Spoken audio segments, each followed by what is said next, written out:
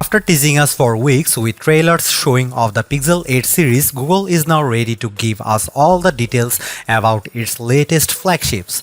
Announced during the company's Made by Google event on Wednesday, the Pixel 8 and Pixel 8 Pro look largely the same as their predecessors, with a couple of key differences. The regular Pixel 8 is slightly smaller, which makes it easier to use with one hand. Meanwhile, the Pro model has a new matte finish, upgraded cameras, and an integrating temperature sensor.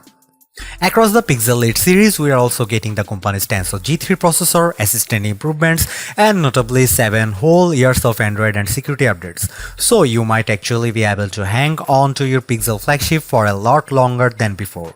Now we will just have to wait and see if the Pixel 8 and Pixel 8 Pro do enough for you to want to keep them around for years to come. It's worth noting upfront that though it's smaller than before, the standard Pixel 8 starts at $699 which is $100 more than its predecessor. That seems a little counterintuitive, but the slightly smaller display actually refreshes at up to 120Hz now, which is better than the 90Hz last year. Meanwhile, the Pixel 8 Pro cost $999, another $100 increase over the Pixel 7 Pro. You can find a slew of pre-orders offers from Google and most carriers to sweeten the deal. I have long held the Pixel phones have the best smartphone cameras, but with companies like Apple and Samsung making great strides in their flagships recently, Google's lead is shrinking.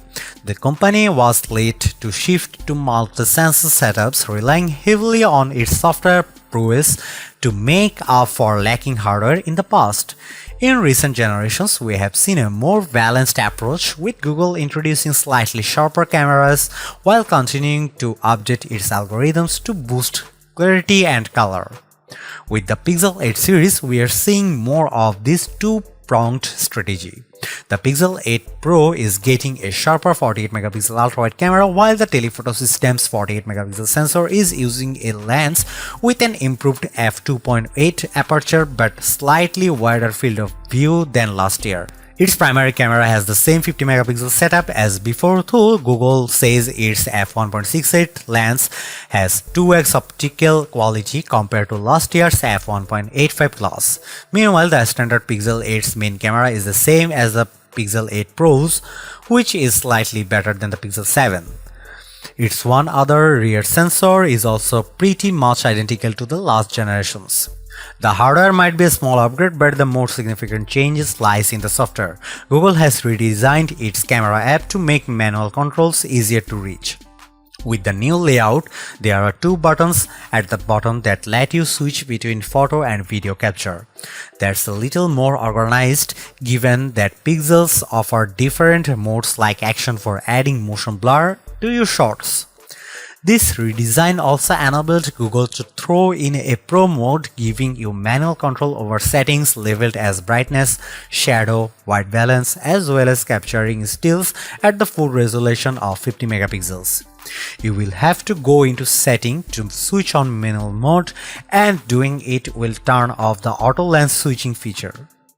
I discovered this feature I was using the Pixel 8 Pro to get super up close with a flower at the demo space so I could check out the improved macro focus.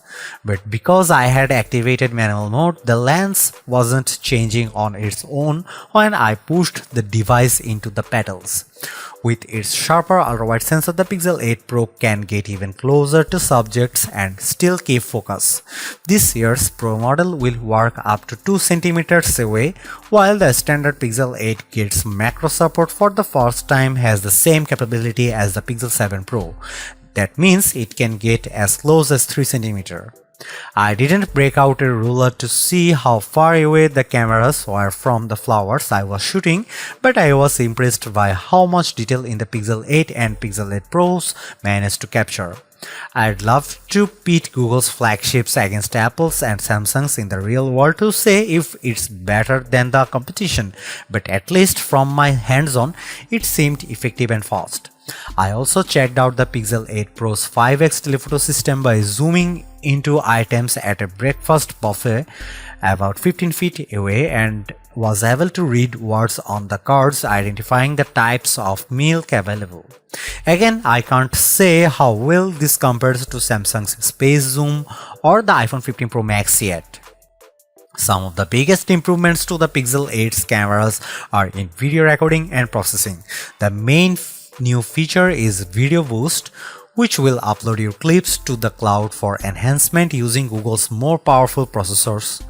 These include applying HDR+, enhanced color grading, and for the first time, night side video. In a sample, Google showed me a scene of someone seemingly kicking a ball into a net by themselves in the dark looked so much brighter after Video Boost that I was able to see that there was a second person in the shot. I am a bit skeptical about this feature because it requires you to send a file to Google servers and it's not clear how long it will take for the results to come back. The company said it could be a few hours or longer depending on the length of the video. It's also coming later this year and won't be available at launch, so there is still some time before we can check it out for ourselves. I am more intrigued, however, by the Google is calling Audio Magic Eraser. Just as the Magic Eraser for images can improve photo bombers in the background, this new tool can reduce background noise in your videos. I was shown a sample video of a street performer playing on an instrument and a siren blaring by, overpowering the music. After Audio Magic Eraser was applied, the sound of the passing vehicle was noticeably reduced.